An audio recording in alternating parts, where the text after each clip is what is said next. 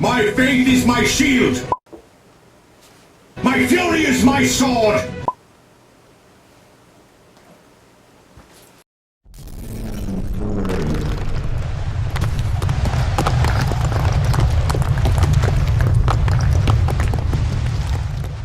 Feel the Emperor's wrath!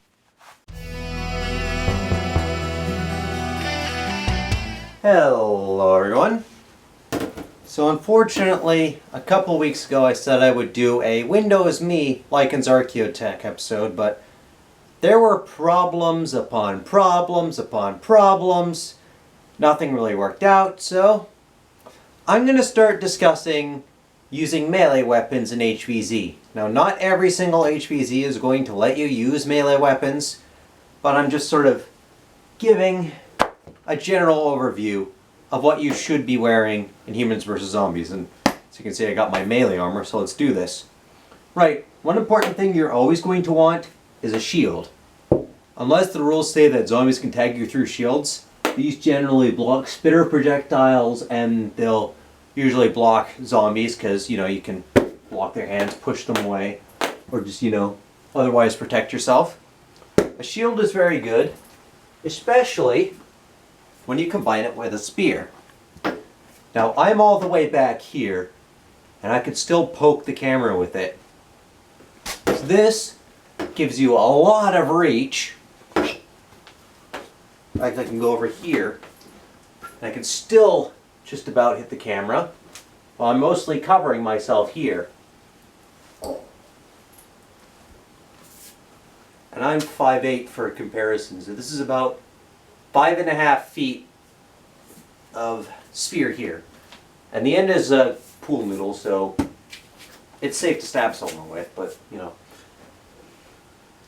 If you can't bring spears, or that counts as a blowgun because, well, it's a hollow tube that shoots darts, then optimally you would go long sword, because long striking surface, and the weight is on the bottom of the hilt, plus shield. I mean, you don't get as much reach as with the spear. Like, I can only actually hit you if you're about this far away, compared to behind the chair there. But this is very flexible. You can do a lot of things with this. And the shield, again, is a very, very useful piece of defensive work. And some games even allow zombies to carry shields. So something that can go over and around shields is extremely useful. Alternatively, let's just say that you do have a shield, because it allows it, and you don't have access to a giant sword like a Marauder, and you have to use something one-handed. Now, first off, I'll grab an example. What you should never use: don't use anything tiny reach like this that's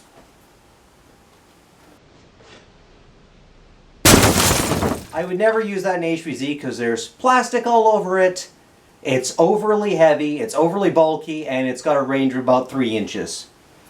So if I were to pair it with a one-handed weapon, it would be something like this. Cover myself with a shield. I mostly just use Roman shield tactics. Preferably with other guys around you also carrying shields. Then you could just do what the Romans did. Roman tactics work exceptionally well with this. But if you can't,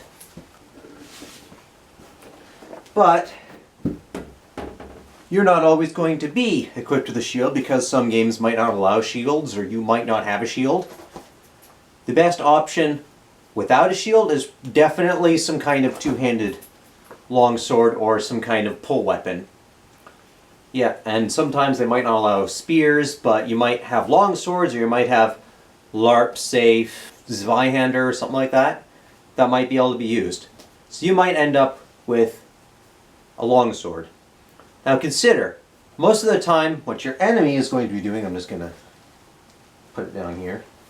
Most of the time what your enemy is going to do is they're going to be rushing out to you with their hands out, because zombies. This means you want as much reach as possible, but you also want to push their arms out of the way. Say that this chair is a zombie's arm. One strike you can do is called the Krumpau, which is this. which pushes them out of the way. Go like this. You tag the zombie and you also get the arms out of the equation. From here, if that doesn't count as a tag, you can also, or you can go, you can do a false edge cut.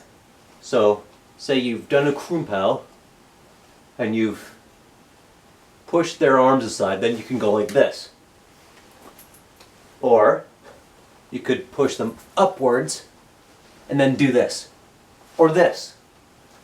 And once you're in a position like this, where the point is facing your target, don't do it with a Marauder, by the way, because they're notorious for snapping tips. Then you can suddenly thrust, or you can do a false edge cut, or you can do true edge cut like this. Notice how all of these techniques involve gripping the pommel. Using it as a lever.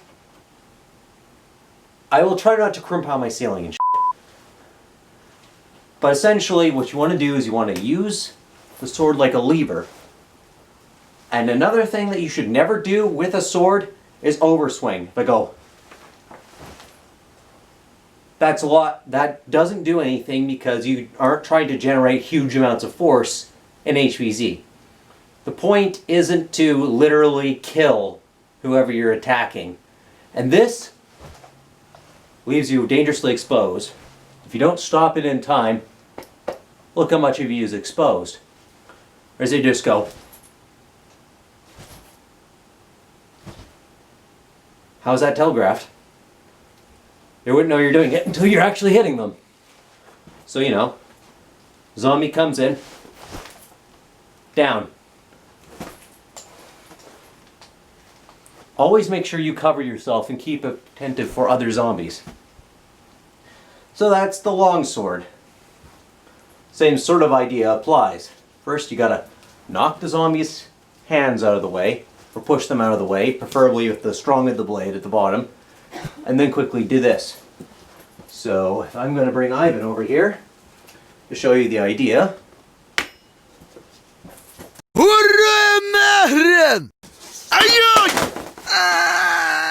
Make sure you always keep the blade in front of you.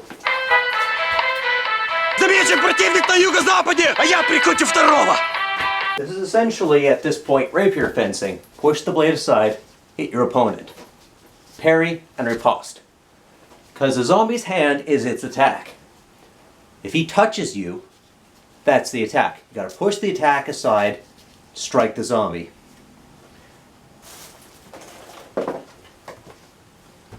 Other weapons I would suggest you avoid.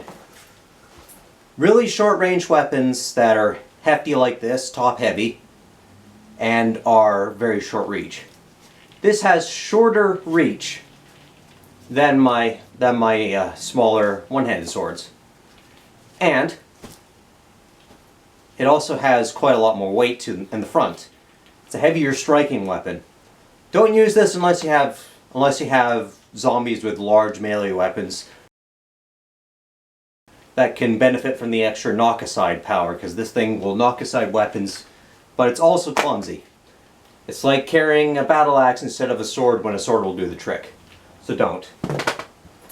Another weapon I heavily recommend you avoid are knives. This has no reach. And depending on your knife construction, some might even have cores that make them unsafe for stabbing. The only recommendation I can have for these is to have them sort of stuck on your gear so you can rip them out and throw them as projectiles. And then these would count as socks, but then they wouldn't be melee weapons, so yeah. Don't use these, don't use super heavy weapons, and don't, for the love of overswing with the longsword, because that will end you very quickly. So that's my quick little tutorial on basic melee. Hope that helps.